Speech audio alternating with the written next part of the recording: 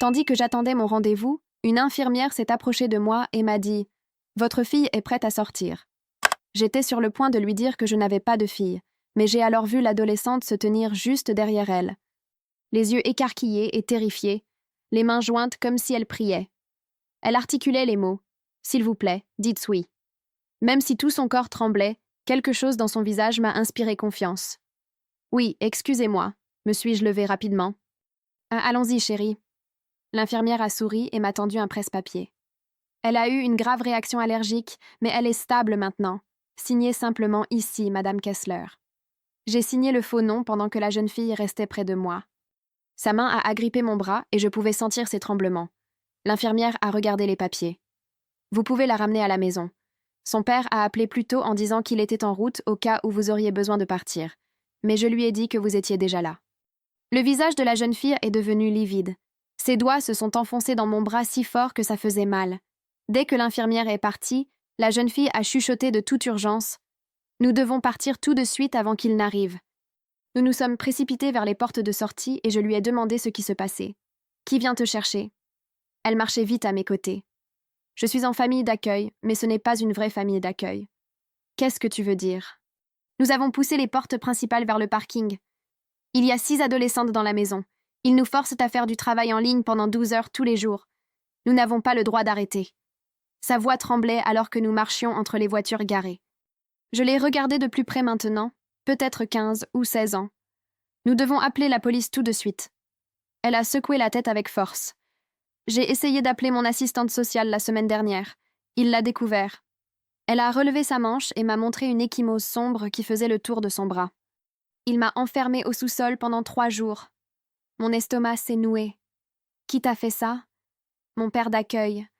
Mais il travaille pour le système d'accueil. C'est un coordinateur de placement. Personne ne nous croit parce qu'il sait comment faire en sorte que tout paraisse légal. Nous marchions vers ma voiture, au coin le plus éloigné du parking. Que s'est-il passé aujourd'hui? Pourquoi étais-tu à l'hôpital? Ils nous obligent à prendre des somnifères tous les soirs pour que nous ne causions pas de problème, mais je suis allergique à quelque chose qu'ils contiennent. Ma gorge a commencé à se fermer ce matin, alors ils ont dû m'emmener ici. J'ai donné un faux nom. Et quand je vous ai vu dans la salle d'attente, j'ai juste tenté ma chance. Je vous ai pointé du doigt et j'ai dit que vous étiez ma mère. C'était intelligent de ta part. J'ai cherché mes clés de voiture à tâtons dans mon sac à main. La jeune fille a soudainement cessé de marcher. Elle a attrapé ma main et a pointé de l'autre côté du parking. C'est sa voiture. Il est déjà là. J'ai regardé où elle pointait. Une Honda Civic argentée était garée 3 rangées plus loin. Vide. Mon cœur a commencé à s'emballer. Si sa voiture est ici, ça veut dire qu'il est à l'intérieur de l'hôpital en train de te chercher en ce moment. Nous devons nous cacher. Il porte toujours son badge de travail sur un cordon bleu. Les gens lui font confiance parce qu'ils pensent qu'il travaille à l'hôpital. Elle était pratiquement en hyperventilation. Je pouvais voir ma voiture maintenant. Elle n'était qu'à 9 mètres. Nous devons atteindre ma voiture pendant qu'il est encore à l'intérieur en train de chercher. Nous avons commencé à marcher plus vite, essayant de paraître normal, mais mes mains tremblaient. La jeune fille est restée près, m'utilisant comme bouclier. Il a envoyé un message aux autres filles ce matin. La voix de la jeune fille s'est brisée. Il a dit que si je m'échappais, il leur ferait toutes payer. Elles sont probablement punies en ce moment à cause de moi. Nous étions presque à ma voiture lorsque j'ai entendu quelqu'un crier « Excusez-moi, madame ». Nous nous sommes toutes les deux retournées. Un homme grand, chauve et portant des lunettes marchait vers nous depuis l'entrée de l'hôpital. La jeune fille s'est complètement figée à mes côtés. Sa respiration est devenue très rapide. C'est lui, c'est mon père d'accueil. Mon sang s'est glacé. J'ai regardé le visage de l'homme alors qu'il s'approchait. Je l'ai immédiatement reconnu. Non, non, ce n'est pas possible. Ma voix fonctionnait à peine. C'est lui. Les ongles de la jeune fille se sont enfoncés dans ma main. S'il vous plaît, ne le laissez pas me ramener. L'homme était assez proche maintenant pour que je puisse voir son visage clairement. Mon esprit s'emballait. Ce n'était pas possible. Pablo? Ma voix est sortie étranglée et faible. Il a cessé de marcher pendant 1 seconde. La confusion a traversé son visage lorsqu'il m'a reconnue, mais ses yeux se sont simplement baissés pour regarder la jeune fille qui me tenait la main. « Qu'est-ce que tu fais ici?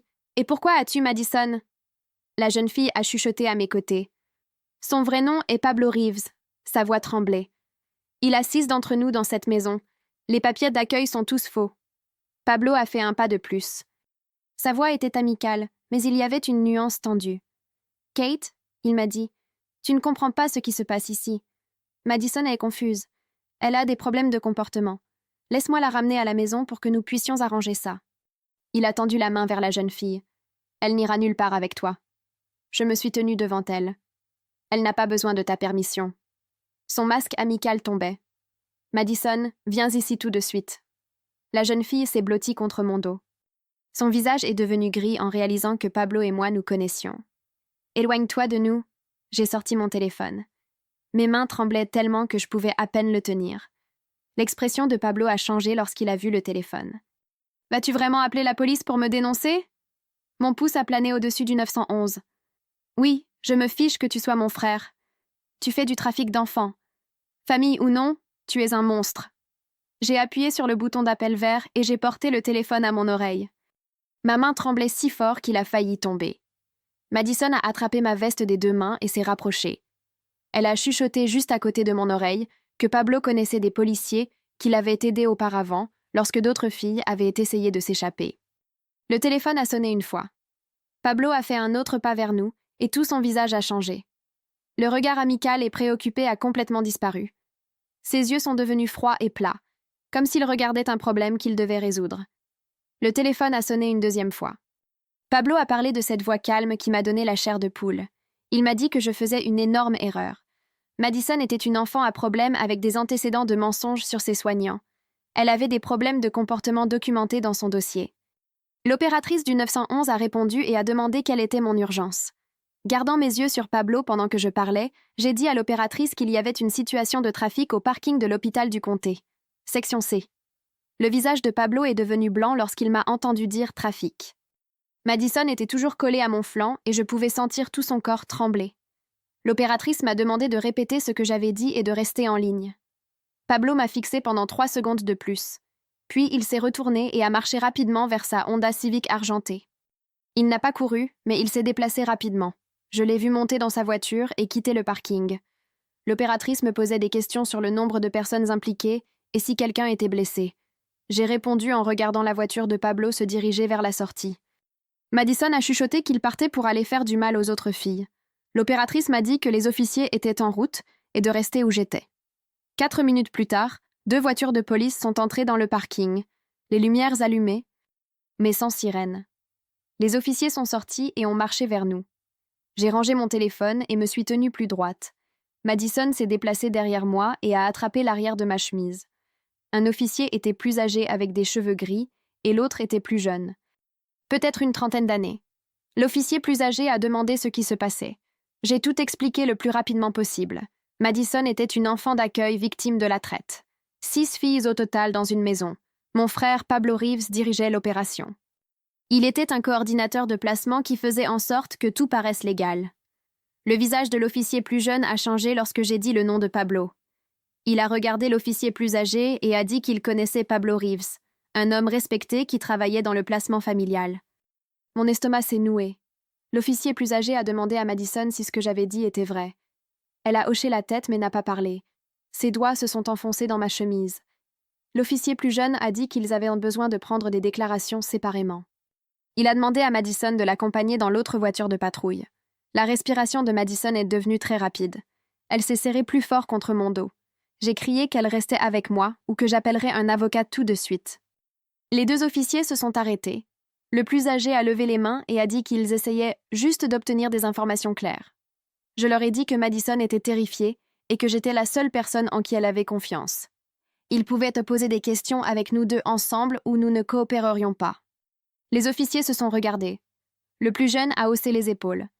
Ils ont passé 20 minutes à nous poser des questions sur le parking. Madison a répondu doucement en me tenant la main. Elle leur a parlé de la maison et des autres filles et du travail en ligne. Les officiers ont tout écrit. Ensuite, l'officier plus âgé a dit qu'il devait emmener Madison au poste pour un entretien formel. J'ai dit que j'irais avec elle. L'officier a dit que ce n'était pas la procédure standard. J'ai dit que je me fichais de la procédure. Madison m'a identifiée comme sa mère à l'hôpital. J'étais l'adulte responsable d'elle et je ne la laisserai aller nulle part seule. L'officier plus jeune a dit que cela serait en fait utile de m'avoir là, puisque Madison était clairement plus à l'aise. Nous sommes tous montés dans nos voitures et nous nous sommes rendus au poste de police. Pendant tout le trajet, j'ai surveillé Madison dans le rétroviseur, assise à l'arrière de la voiture de patrouille. Elle avait l'air si petite. Au poste, ils nous ont conduits dans une pièce simple avec une table et des chaises. Les murs étaient gris et il y avait une caméra dans le coin. Un détective est entré environ 10 minutes plus tard.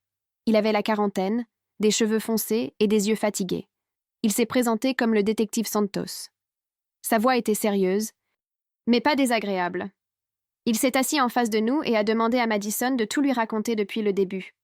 La voix de Madison tremblait tandis qu'elle parlait. Elle a décrit les 6 filles et les quarts de 12 heures de travail en ligne, les somnifères qu'elle devait prendre, le sous-sol où Pablo l'a enfermée pendant 3 jours. Le détective Santos prenait des notes et posait des questions. Il voulait connaître l'adresse exacte de la maison, l'aménagement des chambres, les noms des autres filles. Madison savait tout. Tiana avait 17 ans et était l'aînée.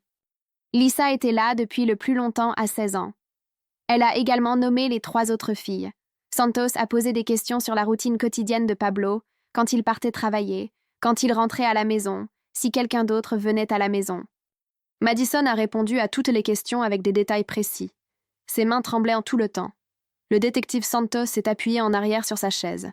Son expression était passée de sceptique à préoccupée. Il a dit que cela nécessitait une enquête immédiate. Il a interrogé Madison sur le travail en ligne qu'elle avait mentionné. Elle a regardé la table. Elle a dit qu'elle faisait de la création de contenu pendant 12 heures tous les jours. Elle n'a pas voulu dire quel genre de contenu.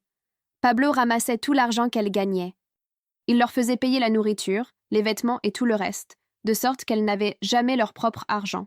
Le détective Santos a demandé combien d'argent. Madison a dit qu'elle ne connaissait pas le total, mais que Pablo leur montrait parfois des feuilles de calcul. Des milliers de dollars chaque mois. Tout son corps tremblait maintenant. Santos s'est levé et lui a apporté un verre d'eau et une couverture de quelque part. Il l'a enveloppée autour de ses épaules. Il a posé plus de questions sur les somnifères et la réaction allergique. Madison a expliqué qu'elle prenait des pilules tous les soirs pour ne pas causer de problème. Elle était allergique à quelque chose qu'elle contenait. Ce matin, sa gorge s'est fermée et Pablo a dû l'emmener à l'hôpital. Il a donné un faux nom. Quand elle m'a vue dans la salle d'attente, elle a tenté sa chance et a dit que j'étais sa mère. Le détective Santos a hoché la tête et a écrit d'autres notes. Il a posé des questions sur la punition du sous-sol. Madison a relevé sa manche à nouveau et a montré l'ecchymose sombre. Elle a dit que Pablo l'avait enfermée là-bas pendant 3 jours la semaine dernière parce qu'elle avait essayé d'appeler son assistante sociale. Pas de nourriture, pas de salle de bain, juste l'obscurité. Sa voix s'est brisée en le disant. Santos a posé son stylo. Il a dit qu'il devait passer quelques appels et qu'il reviendrait tout de suite. Il a quitté la pièce. Madison a éclaté en sanglots. De vrais pleurs avec ses épaules secouées et des larmes coulant sur son visage. Je lui ai tenu la main et lui ai dit qu'elle était en sécurité maintenant. Elle n'arrêtait pas de dire qu'elle était désolée. Désolée de m'avoir impliquée. Désolée d'avoir gâché ma vie. Elle comprendrait si je voulais partir maintenant que je savais que c'était mon propre frère. J'ai serré sa main plus fort. Je lui ai dit qu'elle n'avait rien à regretter. C'était Pablo qui devrait l'être. Elle n'avait rien gâché. Certaines choses étaient plus importantes que la famille. Elle m'a regardée avec des yeux rouges et m'a demandé si je le pensais vraiment. J'ai dit oui. Je n'irai nulle part. Madison m'a regardée avec des yeux rouges et bouffis. Tout son visage était mouillé par les pleurs. Elle s'est essuyé le nez avec le dos de sa main et a essayé d'arrêter de trembler. J'ai serré ses doigts plus fort et lui ai dit que Pablo avait cessé d'être mon frère au moment où j'ai découvert ce qu'il faisait aux filles. Elle a inspiré et ses yeux se sont encore plus écarquillés. J'ai dit « La famille ne signifie rien quand quelqu'un fait du mal à des enfants de cette façon. » Elle a hoché la tête très vite et d'autres larmes ont coulé sur son visage. Mais celle-ci semblait différente d'une certaine manière. Comme si elle me croyait vraiment. Ses épaules se sont détendues un tout petit peu et elle s'est penchée contre mon bras et j'ai pu sentir sa respiration ralentir, passant de ce halètement paniqué à quelque chose de plus normal. La porte s'est ouverte et le détective Santos est revenu avec un dossier. Il s'est assis en face de nous et son visage semblait sérieux, mais pas de mauvaise manière. Il a dit qu'il venait de parler au téléphone avec les officiers de patrouille et qu'il se dirigeait vers la maison de Pablo en ce moment pour vérifier les autres filles. Tout le corps de Madison s'est penché en avant. Son visage est passé de la peur à quelque chose qui ressemblait à de l'espoir, mêlé de peur. Elle a demandé s'ils allaient vraiment y aller maintenant. Santos a hoché la tête et a dit qu'il devrait arriver dans environ 15 minutes. Madison a pressé ses deux mains contre sa bouche. Elle a recommencé à pleurer, mais riait un peu en même temps. Puis son visage est devenu gris et elle a attrapé ma main si fort que ça faisait mal. Elle a chuchoté que les autres filles étaient probablement punies en ce moment à cause d'elle. Je lui ai dit que ce n'était pas sa faute, mais elle a secoué la tête avec force. Elle a dit que Pablo leur avait dit ce matin que si elle s'échappait, elle paierait toute pour cela. Santos s'est penché en avant et a dit que les officiers verraient si quelqu'un était blessé et documenteraient tout. Madison a hoché la tête, mais elle avait l'air malade. 2 heures se sont écoulées lentement, alors que nous étions assises dans cette pièce. Santos nous a apporté des sandwichs de quelque part, mais Madison a à peine touché au sien. Elle a fixé la porte. Attendant des nouvelles. J'ai sorti mon téléphone et j'ai vérifié mes contacts jusqu'à ce que je trouve le numéro d'Owen. Mon ex-mari et moi ne nous étions pas parlé depuis environ 3 mois. J'ai tapé un message lui demandant s'il connaissait toujours des avocats qui prenaient des affaires de trafic. J'ai appuyé sur envoyer avant de trop y penser. Mon téléphone a sonné 30 secondes plus tard. La voix d'Owen a demandé ce qui se passait. Je lui ai donné la version courte sur Madison et Pablo et les 6 filles. Il est resté silencieux pendant une longue période.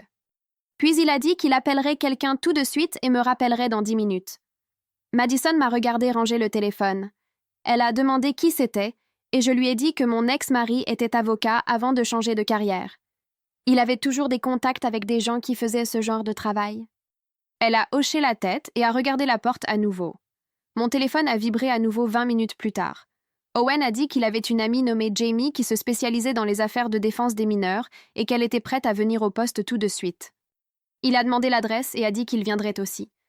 J'ai senti quelque chose se relâcher dans ma poitrine en sachant que nous aurions une aide juridique réelle.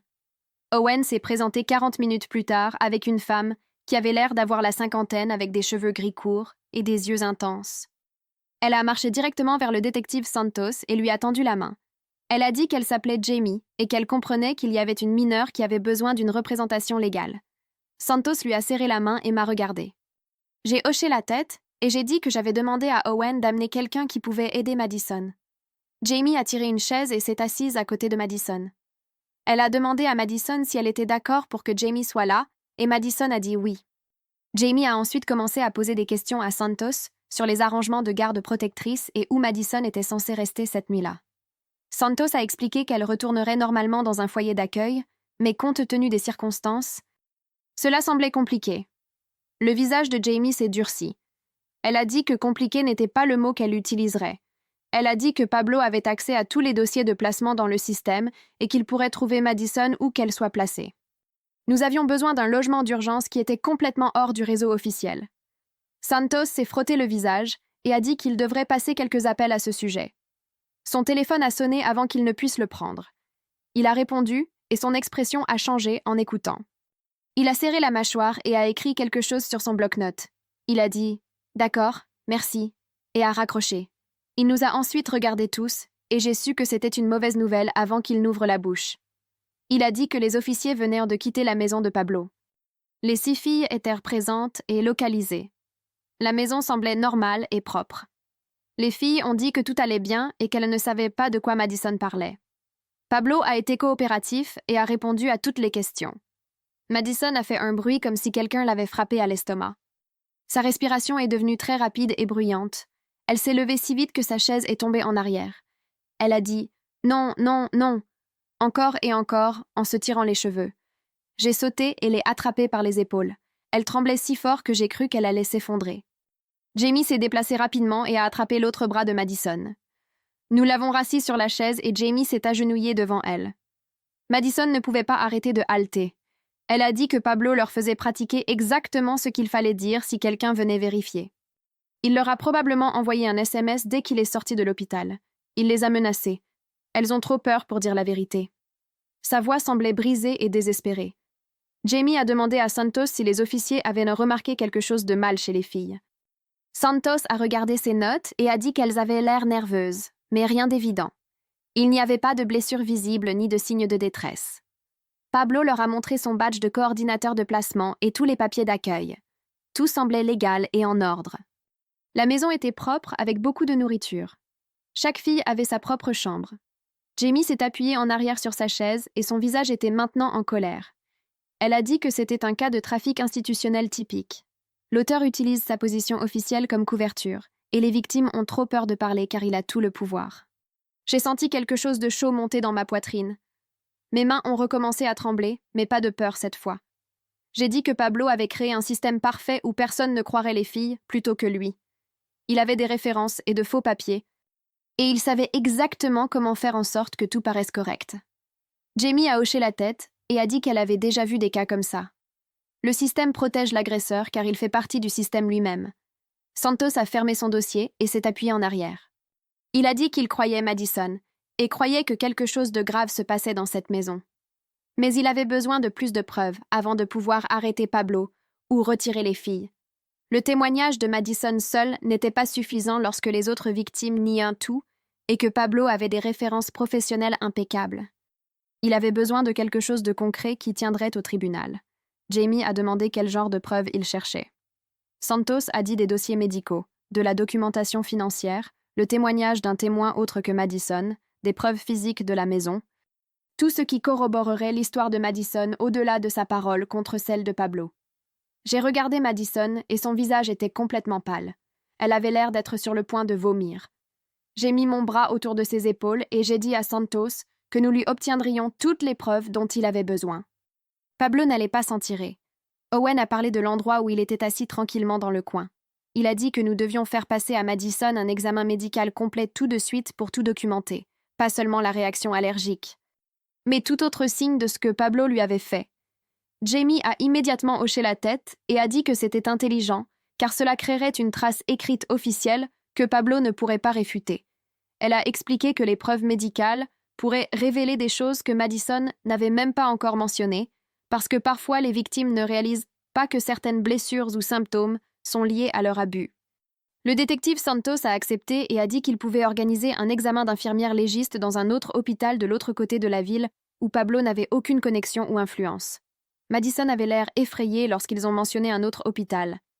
Mais je lui ai serré la main et lui ai dit que c'était important. Nous avions besoin de preuves qui tiendraient au tribunal. Elle a hoché la tête lentement et a chuchoté « D'accord ». En 20 minutes, nous étions dans la voiture d'Owen, roulant vers l'hôpital du comté de l'autre côté de la ville. Madison était assise sur le siège arrière, regardant par la fenêtre et se rongeant les ongles. Je pouvais voir ses mains trembler chaque fois que nous nous arrêtions à un feu rouge. Jamie nous a suivis dans sa propre voiture et nous a rencontrés à l'entrée des urgences. Elle avait déjà appelé à l'avance et une examinatrice infirmière légiste nous attendait dans une salle d'examen privée. L'infirmière s'est présentée et a expliqué à Madison en quoi consistait exactement l'examen.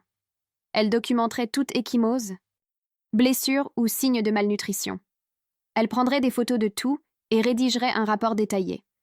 Les yeux de Madison se sont remplis de larmes, mais elle a accepté. L'infirmière m'a demandé d'attendre dehors pendant l'examen, car il devait être effectué sans aucune influence possible des adultes. Jamie est resté avec Madison en tant que défenseur pendant qu'Owen et moi nous asseyions dans la salle d'attente. Mes mains n'arrêtèrent pas de trembler. J'ai sorti mon téléphone et l'ai fixé pendant une longue période avant de finalement prendre le courage d'appeler mes parents.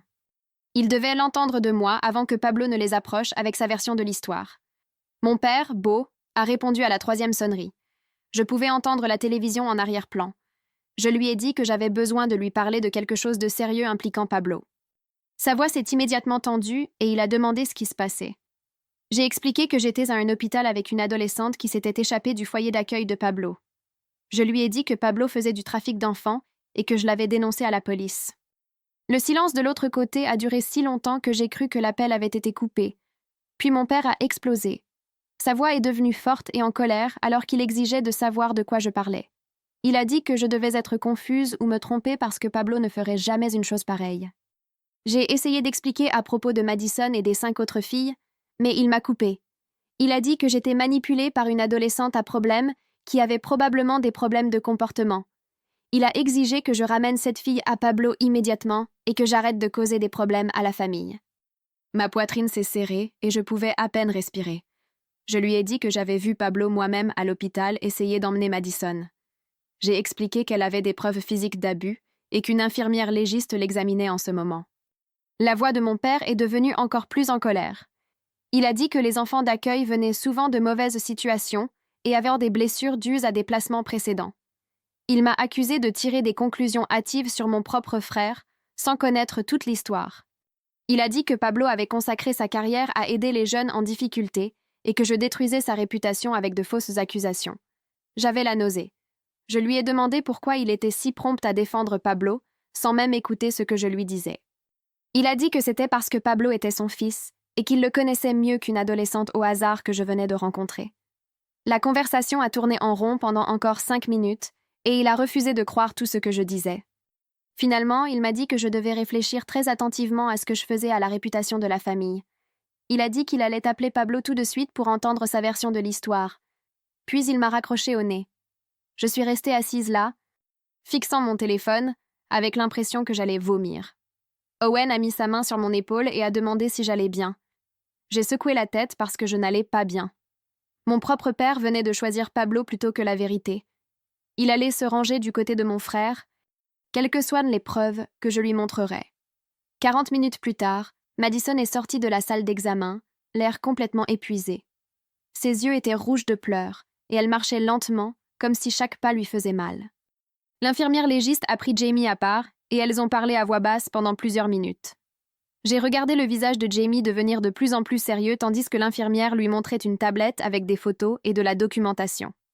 La mâchoire de Jamie s'est serrée et ses mains se sont transformées en poings à ses côtés. Quand elles ont fini de parler, Jamie s'est approchée de l'endroit où Owen et moi étions assis. Son expression était sombre. Elle nous a dit que l'examen médical avait révélé des signes de privation de sommeil à long terme, y compris des cernes, des réflexes lents et un brouillard cognitif. Madison avait des microtraumatismes répétés aux mains et aux poignets, compatibles avec un travail informatique constant pendant de longues périodes. Il y avait de multiples ecchymoses à divers stades de guérison qui montraient un schéma d'avoir été frappé avec des objets plutôt que des blessures accidentelles. L'infirmière avait également trouvé des preuves de malnutrition avec le poids de Madison nettement en dessous de la fourchette saine pour son âge et sa taille. Jamie a dit que la réaction allergique aux somnifères aurait pu être fatale si Madison n'était pas arrivée à l'hôpital quand elle l'a fait. Sa gorge se fermait et 30 minutes de plus auraient pu être trop tard. J'ai senti la rage monter dans ma poitrine tandis que Jamie décrivait chaque découverte. C'était bien pire que ce que Madison nous avait dit initialement. Le détective Santos a appelé pendant que nous étions encore à l'hôpital et Jamie l'a informé des preuves médicales. J'ai pu entendre sa voix au téléphone, excitée. Il a dit que cela lui donnait assez pour un mandat de perquisition d'urgence pour confisquer les ordinateurs et les dossiers financiers de Pablo. Il a expliqué que cela prendrait quelques jours pour exécuter le mandat, mais qu'ils avaient maintenant une base légale pour enquêter davantage sur l'opération de Pablo. Lorsque Jamie a raccroché, elle a regardé Madison et a demandé où elle était censée rester cette nuit-là. Le système de placement familial était évidemment compromis puisque Pablo avait accès à tous ses dossiers. Je n'étais pas une tutrice approuvée, donc techniquement Madison ne pouvait pas rester avec moi. Jamie a réfléchi un instant, puis a dit « Madison devrait rester avec moi de manière informelle pendant que je dépose les papiers de garde d'urgence dès le matin. » Ce n'était pas exactement légal, mais c'était plus sûr que de renvoyer Madison dans un système que Pablo pouvait manipuler. Owen a pris Jamie à part pendant que Madison mettait sa veste et il a proposé de rester dans mon appartement avec nous. Il a dit que Pablo pourrait essayer de se présenter. Et il serait préférable qu'il y ait quelqu'un d'autre là-bas que seulement Madison et moi. J'ai senti un soulagement m'envahir car j'avais en fait peur que Pablo sache où j'habitais. Jamie a pensé que c'était une bonne idée et a dit qu'elle commencerait les démarches de tutelle d'urgence dès le matin. Nous avons quitté l'hôpital vers 23h30 et avons traversé la ville jusqu'à mon appartement. Madison était assise sur le siège arrière, regardant par la fenêtre sans rien dire. Owen nous a suivis dans sa voiture. Les rues étaient pour la plupart vides et je continuais de vérifier mon rétroviseur pour m'assurer que Pablo ne nous suivait pas. Mes mains tremblaient sur le volant. Nous sommes entrés dans le parking de mon complexe d'appartements juste avant minuit. Owen s'est garé à côté de nous et a aidé à transporter les affaires de Madison à l'intérieur.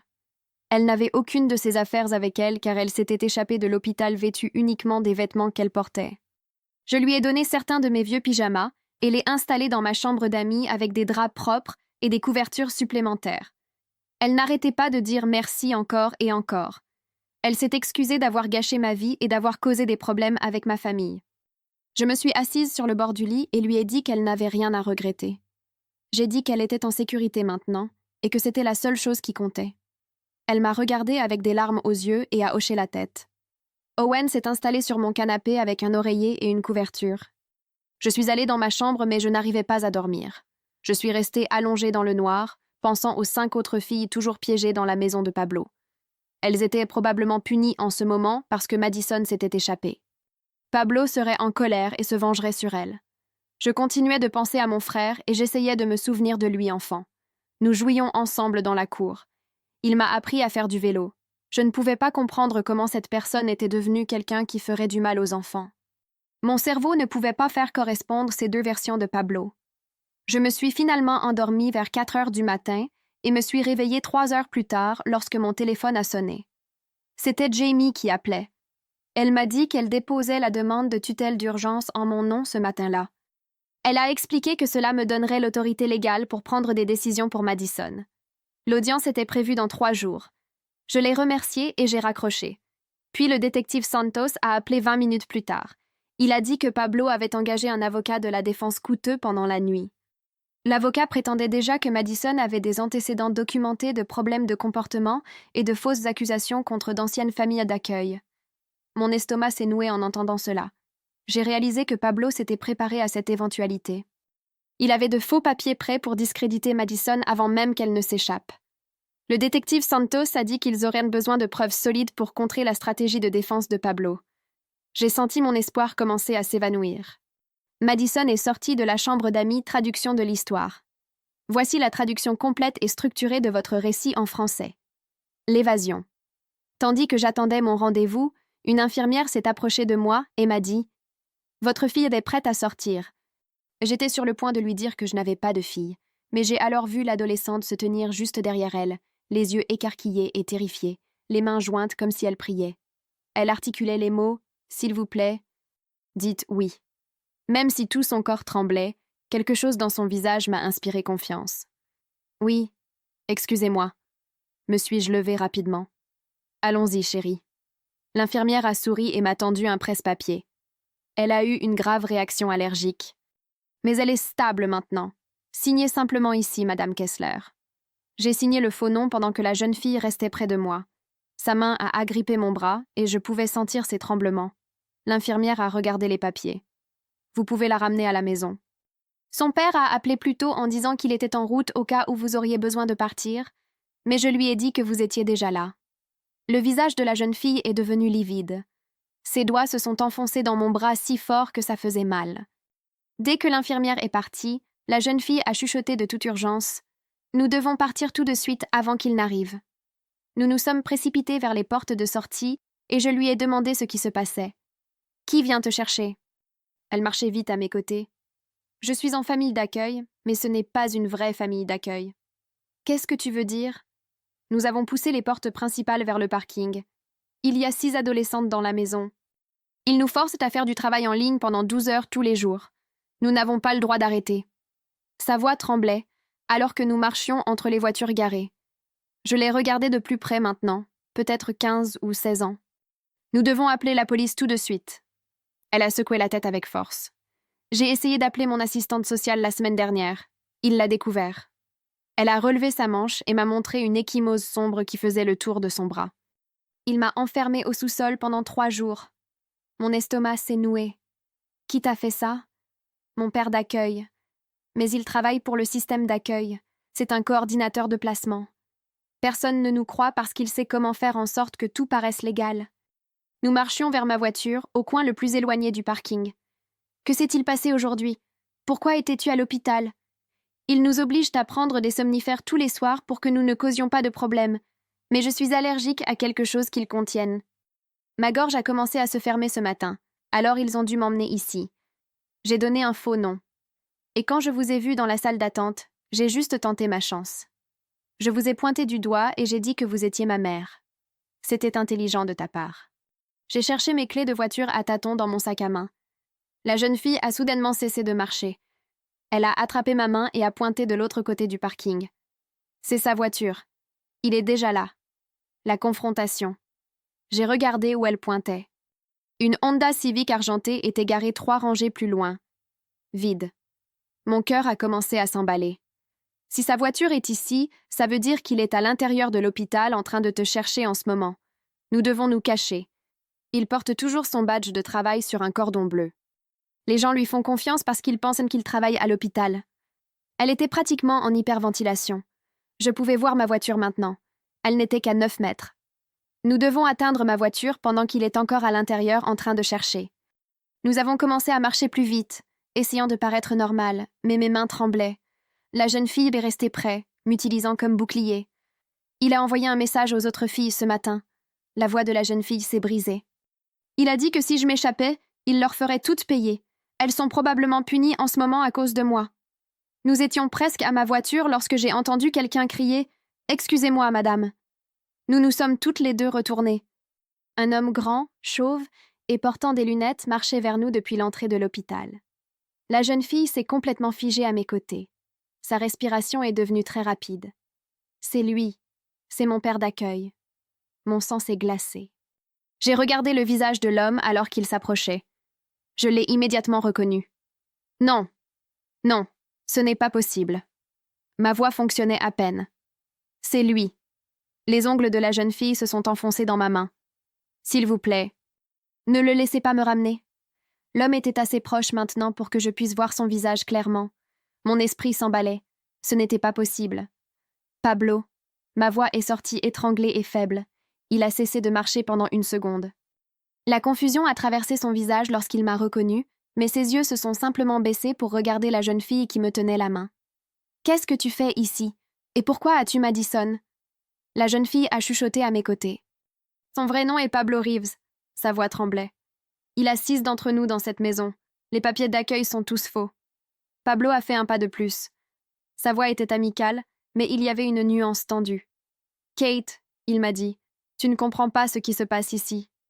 Madison est confuse. Elle a des problèmes de comportement.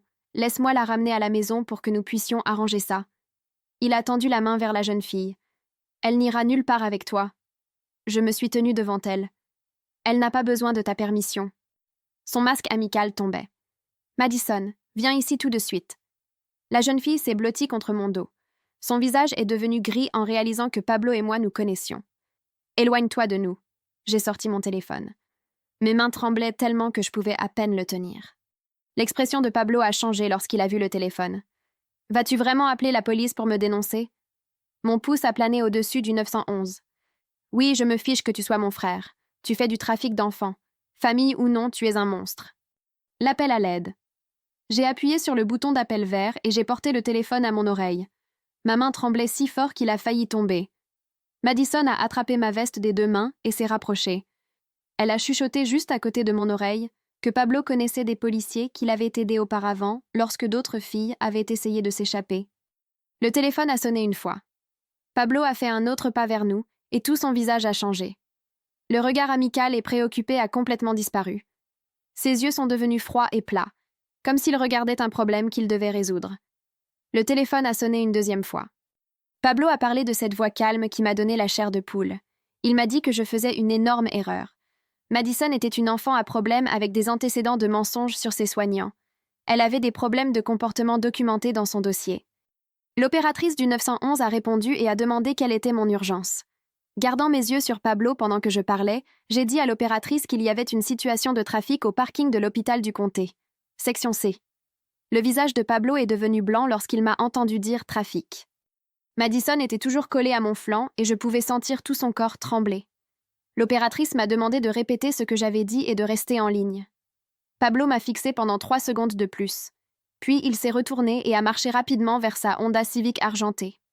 Il n'a pas couru, mais il s'est déplacé rapidement. Je l'ai vu monter dans sa voiture et quitter le parking. L'opératrice me posait des questions sur le nombre de personnes impliquées et si quelqu'un était blessé. J'ai répondu en regardant la voiture de Pablo se diriger vers la sortie. Madison a chuchoté qu'il partait pour aller faire du mal aux autres filles. L'opératrice m'a dit que les officiers étaient en route et de rester où j'étais. L'interrogatoire 4 minutes plus tard, 2 voitures de police sont entrées dans le parking, les lumières allumées, mais sans sirène. Les officiers sont sortis et ont marché vers nous. J'ai rangé mon téléphone et me suis tenue plus droite. Madison s'est déplacée derrière moi et a attrapé l'arrière de ma chemise. Un officier était plus âgé avec des cheveux gris et l'autre était plus jeune. Peut-être une 30aine d'années. L'officier plus âgé a demandé ce qui se passait. J'ai tout expliqué le plus rapidement possible. Madison était une enfant d'accueil victime de la traite. 6 filles au total dans une maison. Mon frère Pablo Reeves dirigeait l'opération. Il était un coordinateur de placement qui faisait en sorte que tout paraisse légal. Le visage de l'officier plus jeune a changé lorsque j'ai dit le nom de Pablo. Il a regardé l'officier plus âgé et a dit qu'il connaissait Pablo Reeves, un homme respecté qui travaillait dans le placement familial. Mon estomac s'est noué. L'officier plus âgé a demandé à Madison si ce que j'avais dit était vrai. Elle a hoché la tête mais n'a pas parlé. Ses doigts se sont enfoncés dans ma chemise. L'officier plus jeune a dit qu'ils avaient besoin de prendre des déclarations séparément. Il a demandé à Madison de l'accompagner dans l'autre voiture de patrouille. La respiration de Madison est devenue très rapide. Elle s'est serrée plus fort contre mon dos. J'ai crié qu'elle restait avec moi ou que j'appellerais un avocat tout de suite. Les 2 officiers se sont arrêtés. Le plus âgé a levé les mains et a dit qu'ils essayaient juste d'obtenir des informations claires.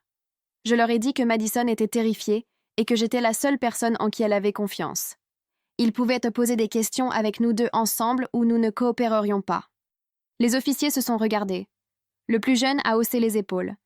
Ils ont passé 20 minutes à nous poser des questions sur le parking. Madison a répondu doucement en me tenant la main. Elle leur a parlé de la maison et des autres filles et du travail en ligne. Les officiers ont tout écrit. Ensuite, l'officier plus âgé a dit qu'il devait emmener Madison au poste pour un entretien formel. J'ai dit que j'irais avec elle. L'officier a dit que ce n'était pas la procédure standard. J'ai dit que je me fichais de la procédure.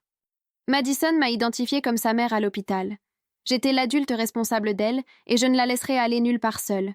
L'officier plus jeune a dit que cela serait en fait utile de m'avoir là, puisque Madison était clairement plus à l'aise. L'enquête. Nous sommes tous montés dans nos voitures et nous nous sommes rendus au poste de police.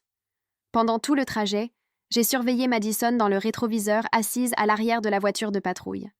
Elle avait l'air si petite. Au poste, ils nous ont conduits dans une pièce simple avec une table et des chaises. Les murs étaient gris et il y avait une caméra dans le coin. Un détective est entré environ 10 minutes plus tard. Il avait la quarantaine, des cheveux foncés et des yeux fatigués. Il s'est présenté comme le détective Santos. Sa voix était sérieuse mais pas désagréable. Il s'est assis en face de nous et a demandé à Madison de tout lui raconter depuis le début. La voix de Madison tremblait tandis qu'elle parlait. Elle a décrit les 6 filles et les quarts de 12 heures de travail en ligne. Les somnifères qu'elle devait prendre, le sous-sol où Pablo l'a enfermée pendant 3 jours. Le détective Santos prenait des notes et posait des questions. Il voulait connaître l'adresse exacte de la maison, l'aménagement des chambres, les noms des autres filles. Madison savait tout. Tiana avait 17 ans et était l'aînée. Lisa était là depuis le plus longtemps à 16 ans. Elle a également nommé les 3 autres filles. Santos a posé des questions sur la routine quotidienne de Pablo, quand il partait travailler, quand il rentrait à la maison, si quelqu'un d'autre venait à la maison. Madison a répondu à toutes les questions avec des détails précis.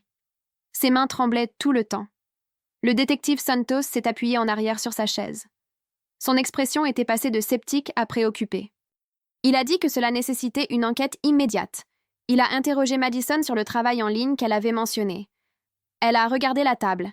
Elle a dit qu'elle faisait de la création de contenu pendant 12 heures tous les jours. Elle n'a pas voulu dire quel genre de contenu. Pablo ramassait tout l'argent qu'elle gagnait. Il leur faisait payer la nourriture, les vêtements et tout le reste, de sorte qu'elles n'avaient jamais leur propre argent.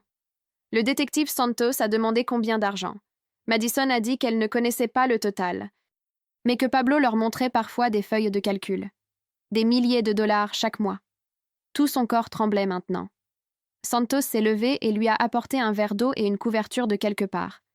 Il l'a enveloppée autour de ses épaules. Il a posé plus de questions sur les somnifères et la réaction allergique. Madison a expliqué qu'elle prenait des pilules tous les soirs pour ne pas causer de problème. Elle était allergique à quelque chose qu'elle contenait. Ce matin, sa gorge s'est fermée et Pablo a dû l'emmener à l'hôpital. Il a donné un faux nom.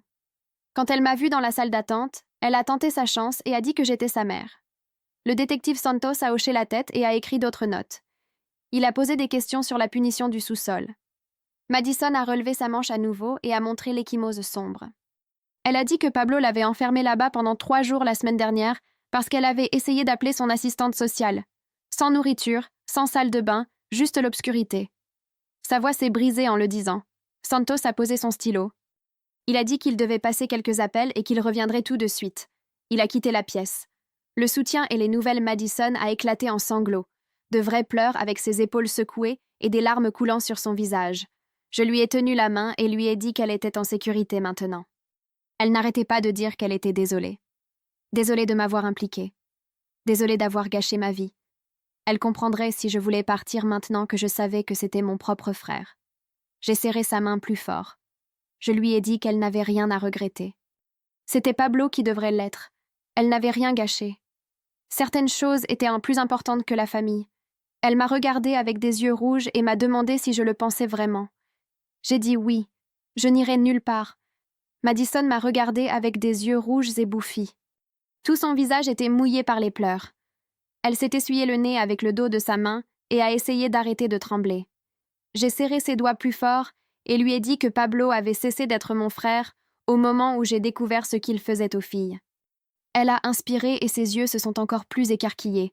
J'ai dit « La famille ne signifie rien quand quelqu'un fait du mal à des enfants de cette façon. » Elle a hoché la tête très vite et d'autres larmes ont coulé sur son visage.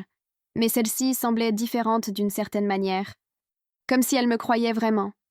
Ses épaules se sont détendues un tout petit peu et elle s'est penchée contre mon bras et j'ai pu sentir sa respiration ralentir, passant de ce halètement paniqué à quelque chose de plus normal. La porte s'est ouverte et le détective Santos est revenu avec un dossier. Il s'est assis en face de nous et son visage semblait sérieux, mais pas de mauvaise manière. Il a dit qu'il venait de parler au téléphone avec les officiers de patrouille et qu'il se dirigeait vers la maison de Pablo en ce moment pour vérifier les autres filles. Tout le corps de Madison s'est penché en avant. Son visage est passé de la peur à quelque chose qui ressemblait à de l'espoir, mêlé de peur. Elle a demandé s'ils allaient vraiment y aller maintenant. Santos a hoché la tête et a dit qu'il devrait arriver dans environ 15 minutes. Madison a pressé ses deux mains contre sa bouche. Elle a recommencé à pleurer, mais riait un peu en même temps. Puis son visage est devenu gris et elle a attrapé ma main si fort que ça faisait mal. Elle a chuchoté que les autres filles étaient probablement punies en ce moment à cause d'elle. Je lui ai dit que ce n'était pas sa faute, mais elle a secoué la tête avec force. Elle a dit que Pablo leur avait dit ce matin que si elle s'échappait, elle paierait toute pour cela. Santos s'est penché en avant et a dit que les officiers verraient si quelqu'un était blessé et documenteraient tout. Madison a hoché la tête, mais elle avait l'air malade. L'avocate et les chèques de la perquisition 2 heures se sont écoulés lentement alors que nous étions assises dans cette pièce. Santos nous a apporté des sandwichs de quelque part, mais Madison a à peine touché au sien. Elle a fixé la porte, attendant des nouvelles. J'ai sorti mon téléphone et j'ai vérifié mes contacts jusqu'à ce que je trouve le numéro d'Owen. Mon ex-mari et moi ne nous étions pas parlé depuis environ 3 mois. J'ai tapé un message lui demandant s'il connaissait toujours des avocats qui prenaient des affaires de trafic. J'ai appuyé sur envoyer avant de trop y penser. Mon téléphone a sonné 30 secondes plus tard. La voix d'Owen a demandé ce qui se passait. Je lui ai donné la version courte sur Madison et Pablo et les 6 filles. Il est resté silencieux pendant une longue période. Puis il a dit qu'il appellerait quelqu'un tout de suite et me rappellerait dans 10 minutes. Madison m'a regardé ranger le téléphone. Elle a demandé qui c'était et je lui ai dit que mon ex-mari était avocat avant de changer de carrière. Il avait toujours des contacts avec des gens qui faisaient ce genre de travail. Elle a hoché la tête et a regardé la porte à nouveau. Mon téléphone a vibré à nouveau 20 minutes plus tard.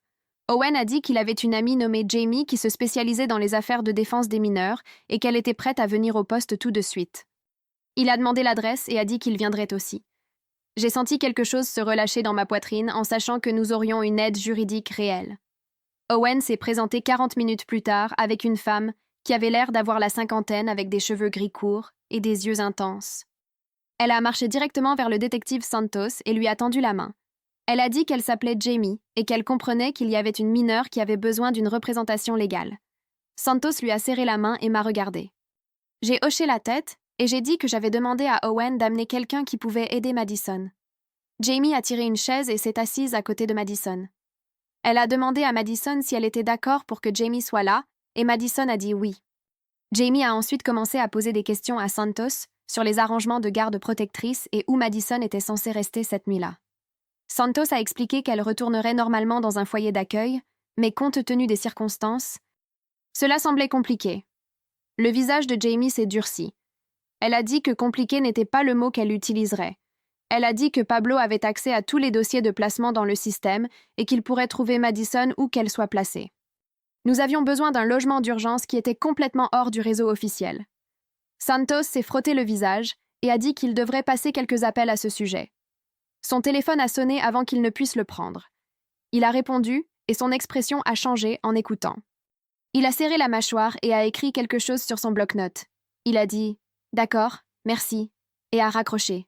Il nous a ensuite regardés tous et j'ai su que c'était une mauvaise nouvelle avant qu'il n'ouvre la bouche. Il a dit que les officiers venaient de quitter la maison de Pablo. Les 6 filles étaient présentes et localisées. La maison semblait normale et propre. Les filles ont dit que tout allait bien et qu'elles ne savaient pas de quoi Madison parlait. Pablo a été coopératif et a répondu à toutes les questions. Madison a fait un bruit comme si quelqu'un l'avait frappé à l'estomac. Sa respiration est devenue très rapide et bruyante. Elle s'est levée si vite que sa chaise est tombée en arrière. Elle a dit « Non, non, non !» encore et encore, en se tirant les cheveux. J'ai sauté et l'ai attrapée par les épaules. Elle tremblait si fort que j'ai cru qu'elle allait s'effondrer. Jamie s'est déplacé rapidement et a attrapé l'autre bras de Madison. Nous l'avons rassis sur la chaise et Jamie s'est agenouillé devant elle. Madison ne pouvait pas arrêter de halter. Elle a dit que Pablo leur faisait pratiquer exactement ce qu'il fallait dire si quelqu'un venait vérifier. Il leur a probablement envoyé un SMS dès qu'il est sorti de l'hôpital. Il les a menacées. Elles ont trop peur pour dire la vérité. Sa voix semblait brisée et désespérée. Jamie a demandé à Santos si les officiers avaient remarqué quelque chose de mal chez les filles. Santos a regardé ses notes et a dit qu'elles avaient l'air nerveuses, mais rien d'évident. Il n'y avait pas de blessures visibles ni de signes de détresse. Pablo leur a montré son badge de coordinateur de placement et tous les papiers d'accueil. Tout semblait légal et en ordre. La maison était propre avec beaucoup de nourriture. Chaque fille avait sa propre chambre. La quête de preuves. Jamie s'est appuyée en arrière sur sa chaise et son visage était maintenant en colère. Elle a dit que c'était un cas de trafic institutionnel typique. L'auteur utilise sa position officielle comme couverture et les victimes ont trop peur de parler, car il a tout le pouvoir. J'ai senti quelque chose de chaud monter dans ma poitrine. Mes mains ont recommencé à trembler, mais pas de peur cette fois. J'ai dit que Pablo avait créé un système parfait où personne ne croirait les filles plutôt que lui. Il avait des références et de faux papiers, et il savait exactement comment faire en sorte que tout paraisse correct. Jamie a hoché la tête et a dit qu'elle avait déjà vu des cas comme ça. Le système protège l'agresseur, car il fait partie du système lui-même. Santos a fermé son dossier et s'est appuyé en arrière. Il a dit qu'il croyait Madison et croyait que quelque chose de grave se passait dans cette maison. Mais il avait besoin de plus de preuves avant de pouvoir arrêter Pablo ou retirer les filles. Le témoignage de Madison seul n'était pas suffisant lorsque les autres victimes niaient tout et que Pablo avait des références professionnelles impeccables. Il avait besoin de quelque chose de concret qui tiendrait au tribunal. Jamie a demandé quel genre de preuves il cherchait. Santos a dit des dossiers médicaux, de la documentation financière, le témoignage d'un témoin autre que Madison, des preuves physiques de la maison, tout ce qui corroborerait l'histoire de Madison au-delà de sa parole contre celle de Pablo. J'ai regardé Madison et son visage était complètement pâle. Elle avait l'air d'être sur le point de vomir. J'ai mis mon bras autour de ses épaules et j'ai dit à Santos que nous lui obtiendrions toutes les preuves dont il avait besoin. Pablo n'allait pas s'en tirer. Owen a parlé de l'endroit où il était assis tranquillement dans le coin. Il a dit que nous devions faire passer à Madison un examen médical complet tout de suite pour tout documenter. Pas seulement la réaction allergique, mais tout autre signe de ce que Pablo lui avait fait. Jamie a immédiatement hoché la tête et a dit que c'était intelligent, car cela créerait une trace écrite officielle que Pablo ne pourrait pas réfuter. Elle a expliqué que les preuves médicales pourraient révéler des choses que Madison n'avait même pas encore mentionnées, parce que parfois les victimes ne réalisent pas que certaines blessures ou symptômes sont liés à leur abus.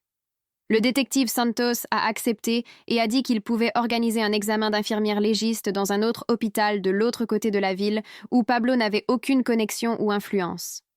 Madison avait l'air effrayée lorsqu'ils ont mentionné un autre hôpital, mais je lui ai serré la main et lui ai dit que c'était important. Nous avions besoin de preuves qui tiendraient au tribunal. Elle a hoché la tête lentement et a chuchoté « D'accord ». L'examen médical et l'appel aux parents. En 20 minutes, nous étions dans la voiture d'Owen, roulant vers l'hôpital du comté de l'autre côté de la ville. Madison était assise sur le siège arrière, regardant par la fenêtre et se rongeant les ongles. Je pouvais voir ses mains trembler chaque fois que nous nous arrêtions à un feu rouge. Jamie nous a suivis dans sa propre voiture et nous a rencontrés à l'entrée des urgences. Elle avait déjà appelé à l'avance et une examinatrice infirmière légiste nous attendait dans une salle d'examen privée. L'infirmière s'est présentée et a expliqué à Madison en quoi consistait exactement l'examen. Elle documenterait toute échymose, blessure ou signe de malnutrition. Elle prendrait des photos de tout et rédigerait un rapport détaillé. Les yeux de Madison se sont remplis de larmes. Mais elle a accepté. L'infirmière m'a demandé d'attendre dehors pendant l'examen, car il devait être effectué sans aucune influence possible des adultes. Jamie est resté avec Madison en tant que défenseur pendant qu'Owen et moi nous asseyions dans la salle d'attente. Mes mains n'arrêtaient pas de trembler. J'ai sorti mon téléphone et l'ai fixé pendant une longue période avant de finalement prendre le courage d'appeler mes parents. Ils devaient l'entendre de moi avant que Pablo ne les approche avec sa version de l'histoire. Mon père, Beau, a répondu à la 3e sonnerie. Je pouvais entendre la télévision en arrière-plan. Je lui ai dit que j'avais besoin de lui parler de quelque chose de sérieux impliquant Pablo. Sa voix s'est immédiatement tendue et il a demandé ce qui se passait. Je lui ai expliqué que j'étais à un hôpital avec une adolescente qui s'était échappée du foyer d'accueil de Pablo. Je lui ai dit que Pablo faisait du trafic d'enfants et que je l'avais dénoncé à la police. Le silence de l'autre côté a duré si longtemps que j'ai cru que l'appel avait été coupé. Puis mon père a explosé. Sa voix est devenue forte et en colère alors qu'il exigeait de savoir de quoi je parlais. Il a dit que je devais être confuse ou me tromper parce que Pablo ne ferait jamais une chose pareille. J'ai essayé d'expliquer à propos de Madison et des 5 autres filles, mais il m'a coupé. Il a dit que j'étais manipulée par une adolescente à problème qui avait probablement des problèmes de comportement. Il a exigé que je ramène cette fille à Pablo immédiatement et que j'arrête de causer des problèmes à la famille. Ma poitrine s'est serrée et je pouvais à peine respirer. Je lui ai dit que j'avais vu Pablo moi-même à l'hôpital, essayer d'emmener Madison. Je lui ai expliqué qu'elle avait des preuves physiques d'abus et qu'une infirmière légiste l'examinait en ce moment. La voix de mon père est devenue encore plus en colère. Il a dit que les enfants d'accueil venaient souvent de mauvaises situations et avaient des blessures dues à des placements précédents. Il m'a accusé de tirer des conclusions hâtives sur mon propre frère, sans connaître toute l'histoire. Il a dit que Pablo avait consacré sa carrière à aider les jeunes en difficulté et que je détruisais sa réputation avec de fausses accusations. J'avais la nausée. Je lui ai demandé pourquoi il était si prompt à défendre Pablo, sans même écouter ce que je lui disais. Il a dit que c'était parce que Pablo était son fils et qu'il le connaissait mieux qu'une adolescente au hasard que je venais de rencontrer. La conversation a tourné en rond pendant encore 5 minutes et il a refusé de croire tout ce que je disais. Finalement, il m'a dit que je devais réfléchir très attentivement à ce que je faisais à la réputation de la famille. Il a dit qu'il allait appeler Pablo tout de suite pour entendre sa version de l'histoire. Puis il m'a raccroché au nez. Je suis restée assise là, fixant mon téléphone, avec l'impression que j'allais vomir. Owen a mis sa main sur mon épaule et a demandé si j'allais bien. J'ai secoué la tête parce que je n'allais pas bien. Mon propre père venait de choisir Pablo plutôt que la vérité. Il allait se ranger du côté de mon frère, quelles que soient les preuves que je lui montrerais. Les preuves médicales et l'hébergement. 40 minutes plus tard, Madison est sortie de la salle d'examen, l'air complètement épuisé. Ses yeux étaient rouges de pleurs, et elle marchait lentement comme si chaque pas lui faisait mal. L'infirmière légiste a pris Jamie à part, et elles ont parlé à voix basse pendant plusieurs minutes. J'ai regardé le visage de Jamie devenir de plus en plus sérieux tandis que l'infirmière lui montrait une tablette avec des photos et de la documentation. La mâchoire de Jamie s'est serrée et ses mains se sont transformées en poings à ses côtés. Quand elles ont fini de parler, Jamie s'est approchée de l'endroit où Owen et moi étions assis. Son expression était sombre. Elle nous a dit que l'examen médical avait révélé des signes de privation de sommeil à long terme, y compris des cernes, des réflexes lents et un brouillard cognitif. Madison avait des microtraumatismes répétés aux mains et aux poignets, compatibles avec un travail informatique constant pendant de longues périodes. Il y avait de multiples ecchymoses à divers stades de guérison qui montraient un schéma d'avoir été frappé avec des objets plutôt que des blessures accidentelles. L'infirmière avait également trouvé des preuves de malnutrition avec le poids de Madison nettement en dessous de la fourchette saine pour son âge et sa taille. Jamie a dit que la réaction allergique aux somnifères aurait pu être fatale si Madison n'était pas arrivée à l'hôpital quand elle l'a fait. Sa gorge se fermait et 30 minutes de plus auraient pu être trop tard. J'ai senti la rage monter dans ma poitrine tandis que Jamie décrivait chaque découverte. C'était bien pire que ce que Madison nous avait dit initialement. Le détective Santos a appelé pendant que nous étions encore à l'hôpital et Jamie l'a informé des preuves médicales. J'ai pu entendre sa voix au téléphone, excitée. Il a dit que cela lui donnait assez pour un mandat de perquisition d'urgence pour confisquer les ordinateurs et les dossiers financiers de Pablo. Il a expliqué que cela prendrait quelques jours pour exécuter le mandat, mais qu'ils avaient maintenant une base légale pour enquêter davantage sur l'opération de Pablo. Quand Jamie a raccroché, Elle a regardé Madison et a demandé où elle était censée rester cette nuit-là. Le système de placement familial était évidemment compromis, puisque Pablo avait accès à tous ses dossiers. Je n'étais pas une tutrice approuvée, donc techniquement Madison ne pouvait pas rester avec moi. Jamie a réfléchi un instant, puis a dit « Madison devrait rester avec moi de manière informelle pendant que je dépose les papiers de garde d'urgence dès le matin. » Ce n'était pas exactement légal, mais c'était plus sûr que de renvoyer Madison dans un système que Pablo pouvait manipuler. Owen a pris Jamie à part pendant que Madison mettait sa veste et il a proposé de rester dans mon appartement avec nous. Il a dit que Pablo pourrait essayer de se présenter. Et il serait préférable qu'il y ait quelqu'un d'autre là-bas que seulement Madison et moi.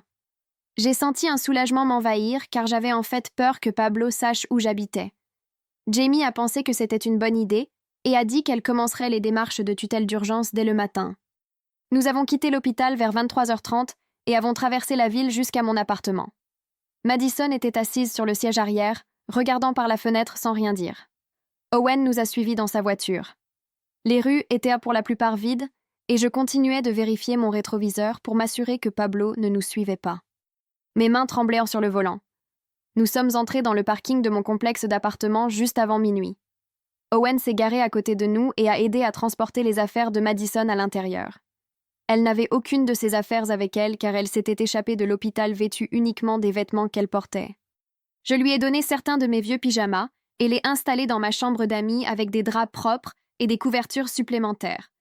Elle n'arrêtait pas de dire merci encore et encore. Elle s'est excusée d'avoir gâché ma vie et d'avoir causé des problèmes avec ma famille. Je me suis assise sur le bord du lit et lui ai dit qu'elle n'avait rien à regretter. J'ai dit qu'elle était en sécurité maintenant et que c'était la seule chose qui comptait. Elle m'a regardée avec des larmes aux yeux et a hoché la tête. Owen s'est installé sur mon canapé avec un oreiller et une couverture. L'attente et les prochaines étapes. Je suis allée dans ma chambre, mais je n'arrivais pas à dormir. Je suis restée allongée dans le noir, pensant aux 5 autres filles toujours piégées dans la maison de Pablo. Elles étaient probablement punies en ce moment parce que Madison s'était échappée. Pablo serait en colère et se vengerait sur elle. Je continuais de penser à mon frère et j'essayais de me souvenir de lui enfant. Nous jouions ensemble dans la cour. Il m'a appris à faire du vélo. Je ne pouvais pas comprendre comment cette personne était devenue quelqu'un qui ferait du mal aux enfants. Mon cerveau ne pouvait pas faire correspondre ces deux versions de Pablo. Finalement, je me suis endormie vers 4 heures du matin et me suis réveillée 3 heures plus tard lorsque mon téléphone a sonné. C'était Jamie qui appelait. Elle m'a dit qu'elle déposait la demande de tutelle d'urgence en mon nom ce matin-là. Elle a expliqué que cela me donnerait l'autorité légale pour prendre des décisions pour Madison. L'audience était prévue dans 3 jours. Je l'ai remerciée et j'ai raccroché. Puis le détective Santos a appelé 20 minutes plus tard. Il a dit que Pablo avait engagé un avocat de la défense coûteux pendant la nuit. L'avocat prétendait déjà que Madison avait un historique documenté de problèmes de comportement et de fausses accusations contre d'anciennes familles d'accueil. Mon estomac s'est noué en entendant cela. J'ai réalisé que Pablo s'était préparé à cette éventualité. Il avait de faux papiers prêts pour discréditer Madison avant même qu'elle ne s'échappe. Le détective Santos a dit qu'ils auraient besoin de preuves solides pour contrer la stratégie de défense de Pablo. J'ai senti mon espoir commencer à s'évanouir. Madison est sortie de la chambre d'amis. Tiana a confirmé tout ce que Madison nous avait raconté sur la maison et le travail en ligne. Elle a ajouté que Pablo les avait toutes menacées ce matin-là. Elle a dit que si quelqu'un essayait de partir, il les signalerait comme fugueuses. Cela les enverrait dans un centre de détention pour mineurs car elles n'avaient pas d'autre famille. Tiana a dit que les plus jeunes filles étaient trop effrayées pour même penser à s'échapper maintenant. Elle a demandé si Madison allait vraiment bien et si nous pouvions vraiment les aider à s'en sortir. Je lui ai dit oui et que nous avions une avocate et un détective sur l'affaire. Puis les messages de Tiana ont cessé d'arriver. Madison a dit que son heure de bibliothèque devait être terminée. Nous sommes restés assises à regarder mon téléphone, espérant qu'elle se reconnecterait, mais rien n'est arrivé. J'ai immédiatement transmis le dernier message de Tiana au détective Santos et je l'ai appelé. Il a décroché à la 2e sonnerie et je lui ai expliqué que nous avions échangé des courriels avec une autre fille de la maison de Pablo qui confirmait tout ce que Madison avait dit. Le détective Santos m'a demandé de lui envoyer des captures d'écran de toute la conversation et a dit que c'était exactement ce dont ils avaient besoin. Une deuxième victime prête à parler changeait tout. Il a demandé si Tiana pouvait venir au poste de police demain pendant sa pause déjeuner scolaire, lorsque Pablo ne la surveillerait pas. Je lui ai dit que je lui répondrais par courriel et que je lui poserais la question. Madison était assise à côté de moi sur le canapé, l'air pleine d'espoir pour la première fois depuis des jours. J'ai écrit un message à Tiana lui expliquant que le détective Santos voulait la rencontrer demain à l'heure du déjeuner et que nous pourrions la garder en sécurité. J'ai appuyé sur envoyer et nous avons attendu. 20 minutes plus tard, Tiana a répondu qu'elle pouvait venir au poste si nous lui donnions l'adresse. Elle a ajouté plus de détails sur les autres filles de la maison. Une fille nommée Lisa était avec Pablo depuis plus longtemps, presque 2 ans. Tiana a dit que Lisa avait tellement peur de partir que Pablo l'avait convaincue que personne d'autre ne prendrait soin d'elle. Les 3 autres filles étaient plus jeunes et suivaient toutes ce que Lisa faisait. Tiana a dit que si Lisa restait, les plus jeunes filles resteraient aussi, car elle faisait confiance à son jugement. J'ai lu cela à Madison et elle a hoché la tête. Elle a dit « Lisa parlait de s'enfuir quand elle est arrivée pour la première fois, mais Pablo l'a brisée avec le temps. Il lui a dit qu'elle était trop endommagée pour que quelqu'un d'autre veuille d'elle. » La voix de Madison est devenue douce quand elle a dit que Pablo utilisait la même approche avec elles toutes. J'ai envoyé l'information au détective Santos et il m'a rappelé dans les 5 minutes. Il semblait excité et a dit qu'avoir 2 victimes prêtes à témoigner leur donnait suffisamment pour exécuter le mandat de saisie des ordinateurs. Il m'a dit de donner à Tiana l'adresse du poste et qu'il arrangerait tout pour demain. Après avoir raccroché, Owen a préparé le dîner pendant que Madison et moi étions assises à la table de la cuisine. Elle continuait de vérifier mon téléphone toutes les quelques minutes pour voir si Tiana avait envoyé autre chose. Vers 20 heures, mon téléphone a sonné avec le numéro de ma mère. J'ai failli ne pas répondre, mais quelque chose m'a poussée à décrocher. Ma mère pleurait avant même que je ne dise bonjour.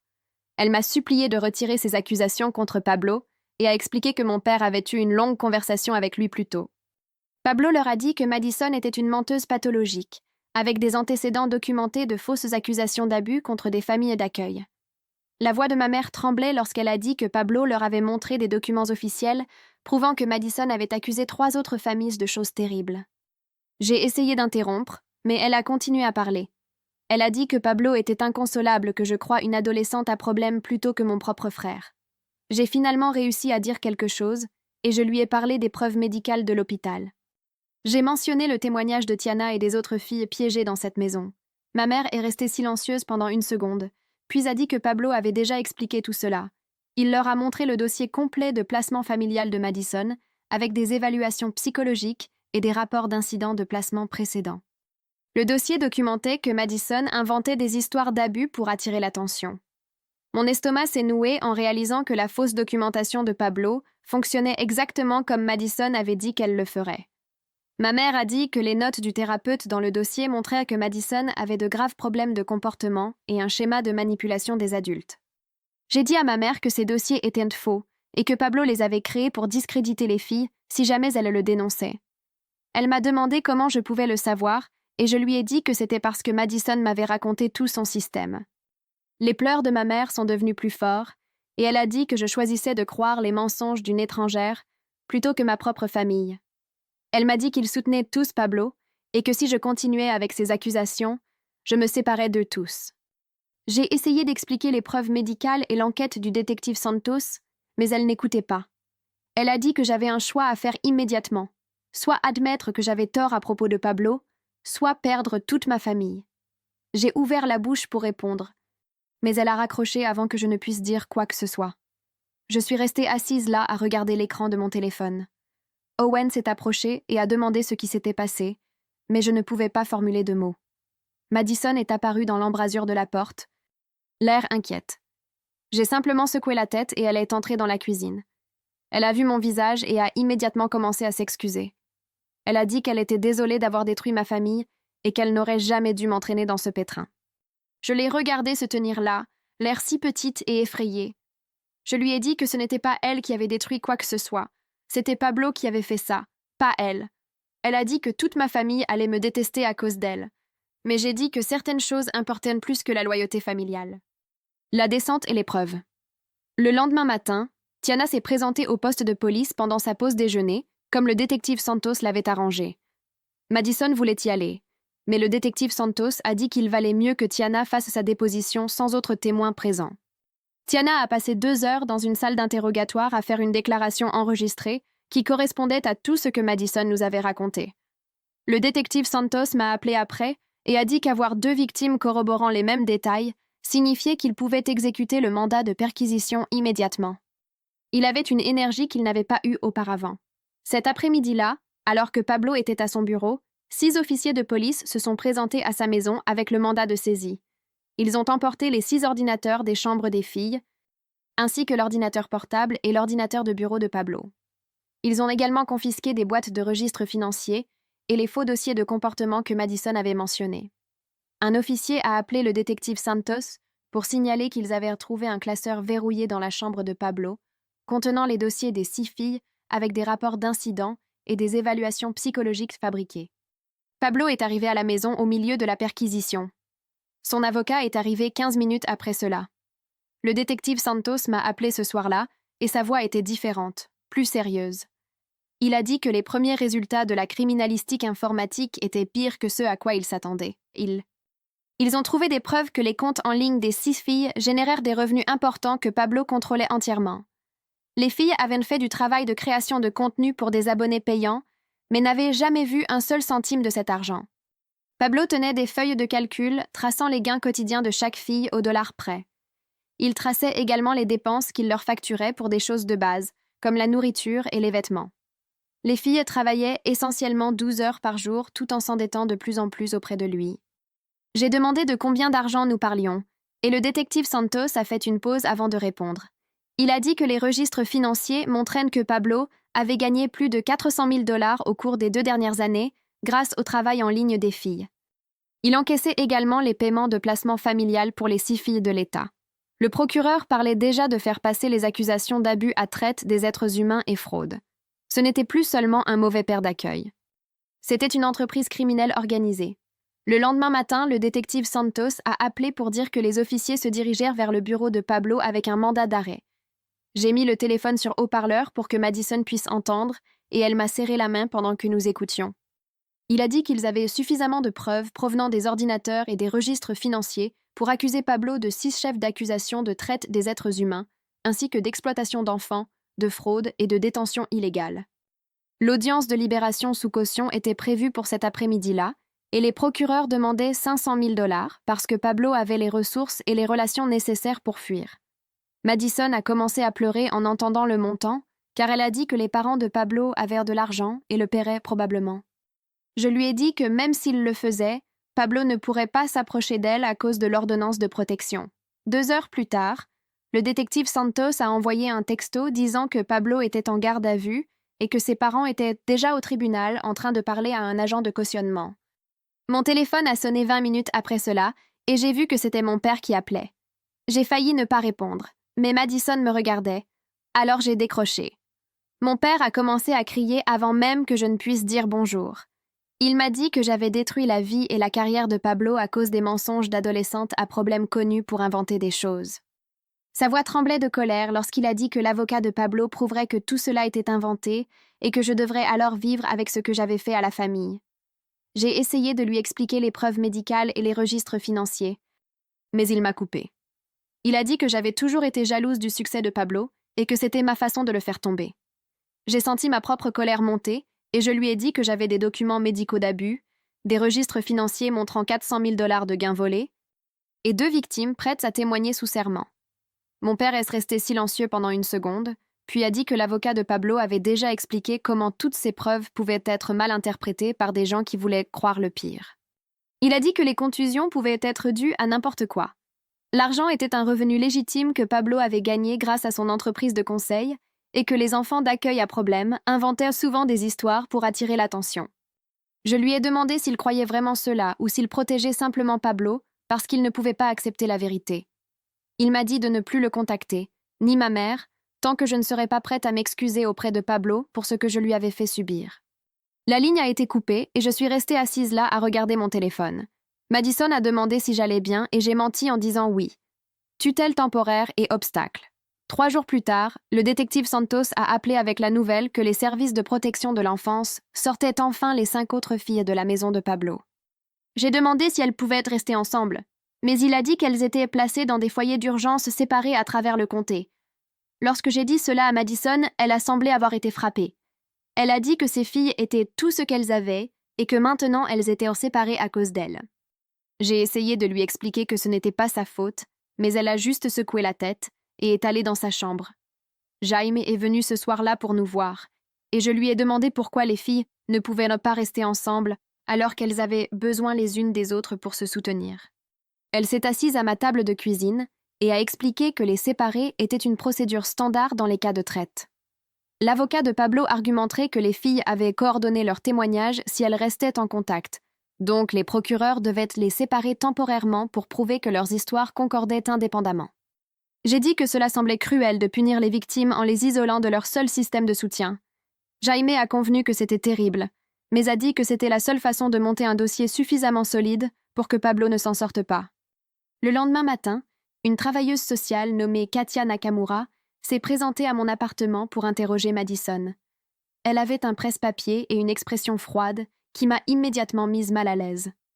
Madison était assise sur le canapé, l'air petite et effrayée, pendant que Katia lui posait des questions, mais les questions m'ont semblé fausses dès le début.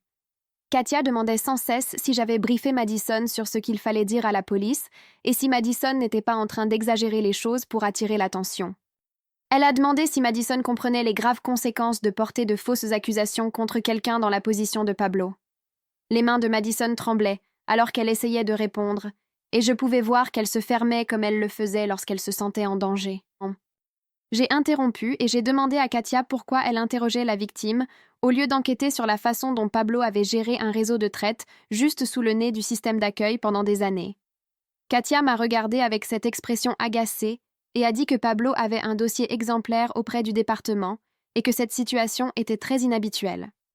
Elle a dit que son travail était de déterminer si les accusations étaient crédibles ou si Madison avait des problèmes de comportement qui pouvaient expliquer ses affirmations.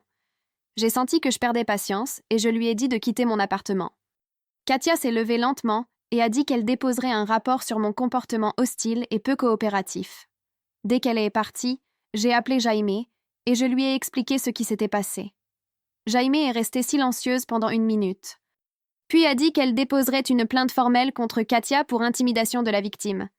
Elle a dit qu'elle demanderait également qu'une travailleuse sociale différente soit immédiatement affectée au cas de Madison. Le détective Santos a soutenu la plainte lorsque Jaime l'a contacté. Et 2 jours plus tard, nous avons reçu la notification que Katia avait été retirée de l'enquête. L'audience de tutelle d'urgence de Madison a eu lieu un mardi froid, 3 semaines après que je l'ai vue pour la première fois dans cette salle d'attente de l'hôpital. Nous sommes entrés dans le palais de justice ensemble, et la main de Madison était glacée dans la mienne. L'avocat de Pablo était déjà là dans un costume coûteux, et il m'a lancé un regard qui m'a donné la chair de poule. L'audience a commencé et l'avocat de Pablo s'est levé le premier. Il a soutenu que j'étais une tutrice inadaptée sans expérience dans l'éducation des enfants et avec des motivations douteuses pour m'impliquer. Il a dit que Madison serait mieux si elle retournait dans un placement d'accueil avec une famille dûment formée et agréée. Il a fait croire que j'étais une sorte de prédatrice qui avait manipulé une adolescente vulnérable. Jaime s'est levé et a présenté les preuves médicales documentant les blessures et la malnutrition de Madison. Elle avait des photos qui ont fait se pencher le juge pour regarder de plus près. Le détective Santos a témoigné de l'enquête criminelle en cours et des preuves qu'ils avaient recueillies sur les ordinateurs et les registres financiers de Pablo. Il a expliqué comment l'affaire s'était étendue à une enquête fédérale pour traite. Puis ce fut au tour de Madison de parler. Elle s'est avancée vers la barre des témoins et le juge lui a demandé d'expliquer pourquoi elle voulait rester avec moi. La voix de Madison a tremblé lorsqu'elle a dit que j'étais la première personne à l'avoir protégée depuis des années et qu'elle se sentait en sécurité dans mon appartement. Elle a dit que l'idée de retourner dans le système d'accueil la rendait malade car elle ne pouvait plus faire confiance à personne dans ce système. Elle a regardé directement le juge et a dit que si elle devait y retourner, elle s'enfuirait à la première occasion. Le juge est resté silencieux pendant un long moment après que Madison ait fini de parler. Il a regardé toutes les preuves, puis m'a regardé. Il a demandé si je comprenais la responsabilité que j'assumais et si j'étais préparée aux défis à venir. J'ai dit oui et je le pensais. Le juge m'a accordé la tutelle temporaire pour 90 jours avec une audience de révision prévue à la fin de cette période. Madison a commencé à pleurer et m'a serré la main alors que nous sortions de la salle d'audience. Jaime nous a fait un câlin à toutes les deux dans le couloir et a dit « Ce n'était que la première étape, mais c'en était une bonne. » La confrontation familiale et plus de preuves 3 jours après l'audience, ma sonnette a retenti à 8 heures du matin. J'ai regardé par le Judas et mon estomac s'est noué lorsque j'ai vu mes parents se tenir dans le couloir. Madison dormait encore dans sa chambre et j'étais paralysée, essayant de décider quoi faire. Ma mère a sonné à nouveau et a crié qu'elle savait que j'étais à la maison. J'ai ouvert la porte, mais j'ai gardé la chaîne. Mon père s'est avancé et a exigé que je les laisse entrer pour qu'ils puissent en parler à Madison. Il a dit qu'elle avait besoin de leur dire la vérité sur ce qui s'était réellement passé avec Pablo. Je leur ai dit que Madison dormait et qu'ils devaient en partir. Ma mère a commencé à pleurer et a dit que je les empêchais de voir leur petite fille. Je lui ai rappelé que Madison n'était pas leur petite fille et qu'ils n'avaient aucun droit légal de la voir. Le visage de mon père est devenu rouge et il a poussé contre la porte. La chaîne a tenu, mais j'ai reculé et j'ai crié le nom d'Owen. Il est arrivé en courant de la cuisine et a vu mon père essayer de forcer la porte. Owen leur a dit de s'éloigner ou il appellerait la police. Ma mère a crié que j'étais devenue un monstre qui détruisait leur famille. Elle a dit que j'avais volé la vie de son fils à cause des mensonges d'une adolescente perturbée. J'ai sorti mon téléphone avec des mains tremblantes et j'ai composé le 911. Mon père a finalement cessé de pousser la porte et m'a regardé comme s'il ne me reconnaissait pas. J'ai dit à l'opératrice que mes parents violaient une ordonnance de protection et essayaient d'entrer de force dans mon appartement. Ma mère a continué de pleurer et de dire que je choisissais une étrangère plutôt que ma propre famille. Owen s'est tenu à côté de moi à la porte et sa présence m'a fait me sentir moins seule. 2 officiers sont arrivés 12 minutes plus tard et j'ai ouvert la porte pour les laisser entrer pendant que mes parents attendèrent dans le couloir. Les officiers ont vérifié les papiers de l'ordonnance de protection, puis sont allés dans le couloir pour parler à mes parents. J'ai entendu un officier expliquer qu'il violait l'ordonnance du tribunal en venant chez moi. La voix de ma mère s'est élevée alors qu'elle insistait sur le fait qu'ils voulaient juste voir leur petite fille et s'assurer qu'elle était en sécurité. L'officier lui a dit que Madison n'était pas leur petite fille et qu'il n'avait aucun droit de garde.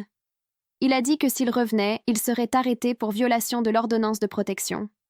Ma mère a crié que j'étais devenue un monstre qui volait la vie de son fils. Mon père est resté silencieux et ne m'a même pas regardé pendant que les officiers les accompagnaient à l'ascenseur. Après leur départ, je me suis assise sur le canapé et j'ai pleuré pendant qu'Owen préparait du café. Madison est sortie de sa chambre en demandant ce qui s'était passé, et je lui ai dit que mes parents avaient essayé de nous rendre visite. Elle s'est excusée d'avoir causé des problèmes avec ma famille, et je lui ai dit qu'elle n'avait pas à s'excuser. 2 semaines plus tard, le détective Santos a appelé pour dire que Larissa avait finalement accepté de faire une déclaration. Il a expliqué que les témoignages des autres filles l'avaient convaincu que Pablo ne pouvait plus exercer de représailles. Jaime et moi avons emmené Madison au poste de police, où Lisa attendait dans une salle d'interrogatoire. Les filles se sont embrassées et ont pleuré pendant plusieurs minutes avant que le détective Santos ne commence l'enregistrement. La déclaration de Lisa a duré près de 4 heures car elle était avec Pablo depuis le plus longtemps et avait tout vu depuis le début. Elle a décrit comment Pablo avait commencé avec seulement 1 ou 2 filles, faisant de véritables tutorats en ligne pour les matières scolaires. Le travail était légitime au début, et il semblait être un père d'accueil aimant qui voulait aider. Puis il est passé progressivement à différents types de contenus en ligne qui généraient plus d'argent. Il les a isolés du contact extérieur en leur prenant leur téléphone et en surveillant toute leur communication. Lisa a dit que Pablo leur avait dit qu'elles avaient de la chance d'avoir un foyer, car la plupart des enfants d'accueil finissèrent dans la rue. Il les a convaincus que le travail en ligne était nécessaire pour payer leur nourriture et leur logement. Elle a expliqué comment les somnifères avaient recommencé après qu'une fille ait tenté de s'enfuir. Pablo a dit que les pilules les aideraient à mieux se reposer, mais il les a en fait utilisées pour les maintenir toutes soumises et trop fatiguées pour causer des problèmes. Lisa a fourni des noms de 4 autres hommes avec qui Pablo travaillait et qui placèrent des filles dans des situations similaires. Elle a dit que ces hommes opéraient dans 3 États différents et que Pablo se vantait de l'argent que le réseau gagnait. Le détective Santos a posé des questions spécifiques sur les registres financiers et Lisa a décrit avoir vu les feuilles de calcul de Pablo traçant les gains de chaque fille. Elle a dit que Pablo leur facturait tout, y compris la nourriture et les vêtements, afin qu'elles ne puissent jamais économiser assez d'argent pour partir. La déclaration comprenait des détails sur la cave où Pablo enfermait les filles en guise de punition. Lisa y était allée 2 fois et a décrit le froid sol en béton et le seau qu'il laissait pour une toilette. Lorsque l'entretien s'est terminé, le détective Santos semblait choqué et a dit « Cette affaire était plus grande que ce que quiconque avait réalisé. Enquête fédérale et condamnation. » Le lendemain, le détective Santos a contacté le FBI car le témoignage de Lisa montrait une traite interétatique. Une agente nommée Anastasia Chang m'a appelé directement et a demandé à rencontrer Madison. Elle a expliqué que l'opération de Pablo faisait partie d'un réseau plus vaste d'employés corrompus du système d'accueil qui menèrent des combines similaires. L'agent Chang a interrogé Madison pendant 6 heures et a tout enregistré sur les méthodes de Pablo et les autres hommes impliqués. Elle a dit que le gouvernement fédéral montait un dossier massif qui exposerait les vulnérabilités du système d'accueil. En une semaine, l'enquête est montée en puissance pour devenir une opération multi-État avec des agents du FBI perquisitionnant des maisons dans l'Ohio, la Pennsylvanie et la Virginie occidentale. 17 autres filles ont été trouvées dans des situations identiques à celles que Madison avait décrites. L'agente Chang m'a tenu informée pendant qu'ils montèrent le dossier fédéral contre Pablo et les 4 autres hommes. Elle a dit que les preuves étaient accablantes, avec des registres financiers montrant des millions de dollars circulant à travers le réseau. L'avocat de Pablo a tenté de négocier un accord de plaidoyer, mais Jaime a expliqué que les accusations fédérales entraînaient des peines minimales obligatoires. Les procureurs voulaient utiliser l'affaire comme exemple pour forcer des réformes dans la surveillance de l'accueil. L'avocat de Pablo a continué de faire pression pour des accusations réduites, mais l'agent Chang a dit que la preuve de la traite était trop forte. Jaime m'a dit que les procureurs étaient déterminés à montrer que travailler au sein du système ne protégeait pas les trafiquants des conséquences. Le processus juridique s'est étiré sur des semaines avec des requêtes et des audiences constantes. Madison a dû témoigner devant un grand jury, ce qui l'a terrifiée, mais elle l'a fait quand même. Je suis restée assise devant la salle d'audience pendant qu'elle donnait son témoignage et je lui ai tenu la main lorsqu'elle est sortie en pleurs. 3 mois après que Madison se soit échappée de l'hôpital, Pablo s'est présenté devant un tribunal fédéral et a plaidé coupable de toutes les accusations. Le juge l'a condamné à 28 ans de prison fédérale sans possibilité de libération anticipée. Les 4 autres hommes du réseau ont reçu des peines similaires allant de 22 à 30 ans. L'agent Chang m'a appelé pour me dire qu'ils avaient sauvé 17 autres filles de divers endroits et démantelé l'ensemble du réseau de traite. Elle a dit que le courage de Madison sur ce parking d'hôpital avait sauvé des dizaines de vies. J'ai pleuré quand j'ai raccroché, car la réalité de ce qui aurait pu arriver à Madison m'a finalement frappée.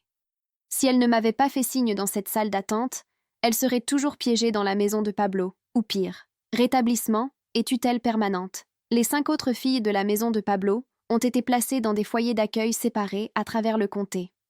Jaime a expliqué qu'elles avaient besoin de différents emplacements pour éviter toute apparence de coordination de témoignages. Madison demandait constamment des nouvelles de Tiana et Lisa et si elles étaient en sécurité.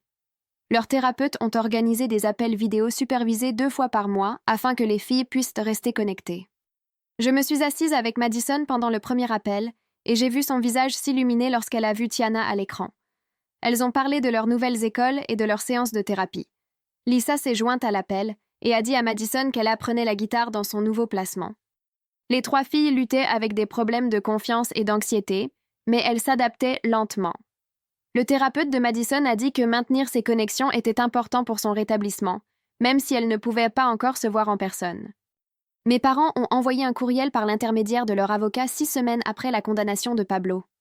Le message reconnaissait que Pablo avait tout avoué et demandait si je serais disposée à les rencontrer pour parler. J'ai lu le courriel 3 fois en essayant de décoder ce que je ressentais.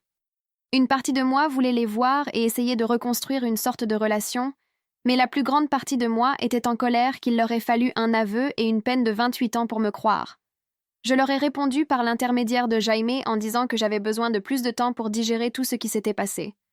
Je leur ai dit que je n'étais pas encore prête à les rencontrer et que je ne savais pas quand je le serais. Ma mère a répondu en demandant si Madison serait disposée à les rencontrer. J'ai supprimé cet email sans répondre, car Madison avait assez de choses à gérer sans que mes parents n'essaient de s'immiscer dans sa vie.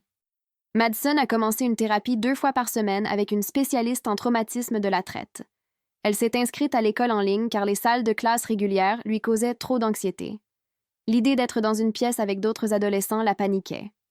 Son thérapeute a dit que c'était normal et qu'elle travaillerait à retourner à l'école régulière lorsque Madison se sentirait prête. Certains jours étaient en bon et Madison ressemblait presque à une adolescente normale, regardant des films et parlant de musique. D'autres jours, elle sortait à peine de sa chambre et je pouvais l'entendre pleurer à travers la porte. Elle faisait des cauchemars la plupart des nuits et se réveillait en criant. Les somnifères que Pablo l'avait forcée à prendre avaient créé une association entre le sommeil et le danger. Son thérapeute lui a prescrit un autre médicament pour l'aider, mais Madison était terrifiée de prendre quoi que ce soit. Je me suis assise avec elle tous les soirs jusqu'à ce qu'elle s'endorme et j'ai laissé la porte de ma chambre ouverte pour qu'elle puisse venir me chercher si elle faisait un cauchemar. Les progrès étaient lents, mais le thérapeute a dit que Madison se portait mieux que la plupart des survivantes de la traite à ce stade. Je l'ai vue commencer lentement à croire qu'elle était vraiment en sécurité et que personne n'allait la ramener. Certains matins, elle venait dans la cuisine en souriant, et ces moments rendaient tout cela valable. 6 mois après ce matin-là, Jaime a déposé les papiers pour la tutelle permanente, et nous nous sommes présentés au tribunal un mardi. Madison portait une robe bleue qu'elle avait choisie elle-même et n'arrêtait pas de lisser le tissu avec ses mains. Le juge a examiné tous les documents, y compris les lettres du thérapeute de Madison et du détective Santos, sur la façon dont elle allait bien sous ma garde.